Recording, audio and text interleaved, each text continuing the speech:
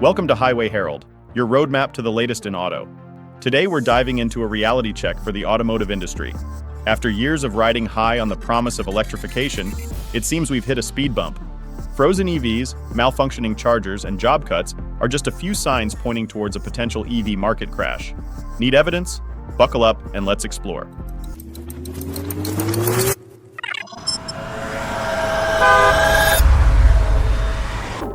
Number 6. The cold reality of EVs and charging woes. Recent scenes of EVs stranded at charging stations in freezing temperatures have underscored the concerns of many who have been hesitant about the switch to electric. The truth is, EVs still have a long way to go before they can truly replace their gas-guzzling counterparts. One major issue: battery performance in cold weather. As the mercury drops, so does the battery range, leaving many EV drivers out in the cold, quite literally. Before we continue, a quick pit stop. If you're enjoying this deep dive into the world of auto, why not hit that subscribe button? Your support fuels our passion to bring more content like this to you.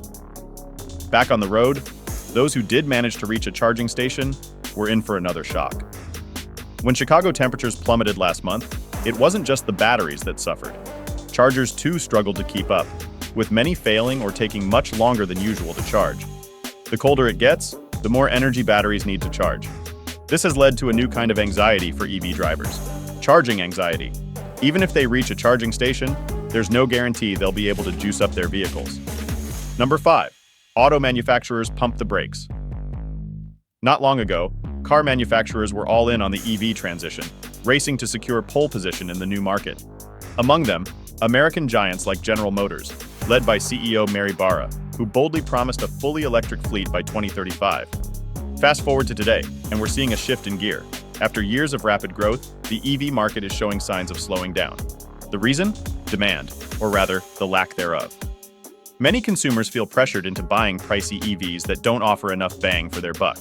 As a result, many are choosing to stick with traditional cars for as long as they can, causing manufacturers to rethink their strategies.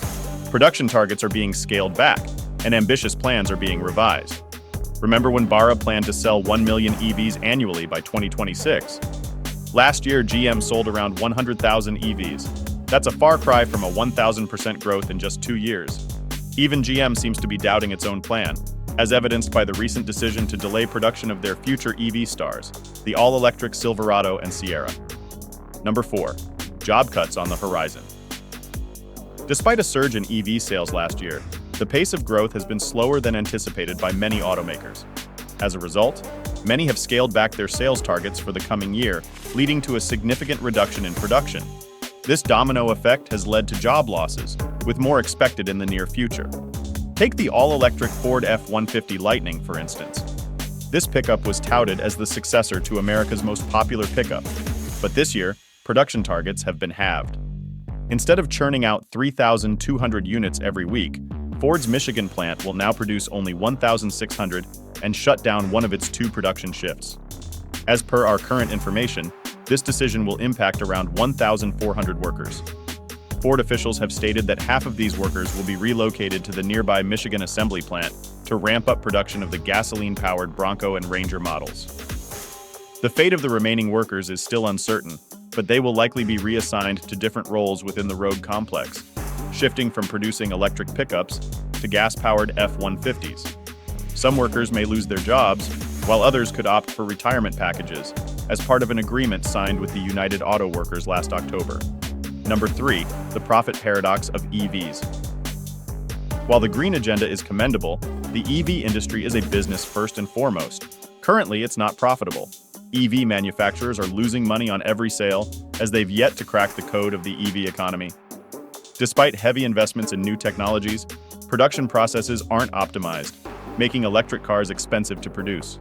Market pressures for competitive pricing and hefty discounts have led some manufacturers to exhaust their investment funds and slow down. Ford Motor Company exemplifies this trend, reportedly losing $36,000 on each F-150 Lightning sold in the latter half of last year. Overall, Ford is estimated to have lost around $4.5 billion on EVs last year alone, leading to postponed major EV investments. General Motors is in a similar boat, delaying key EV projects to conserve capital. But it's not just manufacturers feeling the pinch. Rental car companies like Hertz are also losing money on EVs. partly due to their poor resale value. Data shows that electric cars depreciate at a significantly higher rate than their gas-powered counterparts, losing half their value over 5 years. Number 2, the reign of SUVs and trucks. The landscape of the automotive market has undergone a significant transformation over the past decade. The preference of consumers has shifted towards more practical body styles, leaving traditional sedans, hatchbacks, and coupes in the dust. It's no surprise that SUVs and pickups now command over 80% of the market. From an EV standpoint, this presents a challenge. Until now, electric vehicles have been compact, prioritizing efficiency over spaciousness and practicality. Sure, there are a few large and highly practical electric SUVs on the market, but their steep price tags put them out of reach for most customers. While there are signs that more capable electric SUVs could be on the horizon, the outlook for the pickup segment isn't as promising. Electric pickups simply can't match the capabilities of their gas and diesel-powered counterparts. Yes, they're faster, but in the world of pickups, it's towing and hauling that count. For instance, the most capable F-150 Lightning can tow up to 10,000 pounds, while its gasoline counterpart often exceeds 13,000 pounds. But the maximum towing capacity isn't the only issue. The real problem lies with the battery.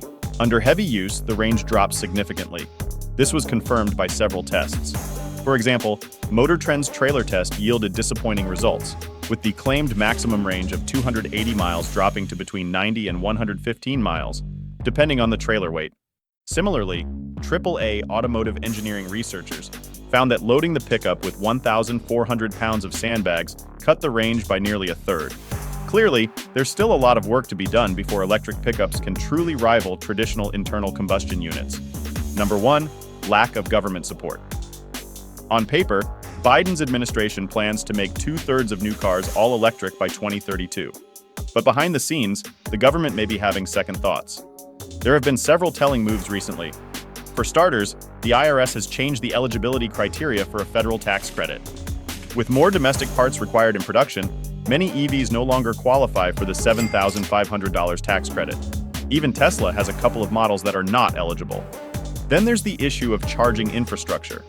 Despite talk of the government investing billions in charging infrastructure, a report from Politico suggests that not a single new charger was built last year, despite Congress providing $7.5 billion for this purpose.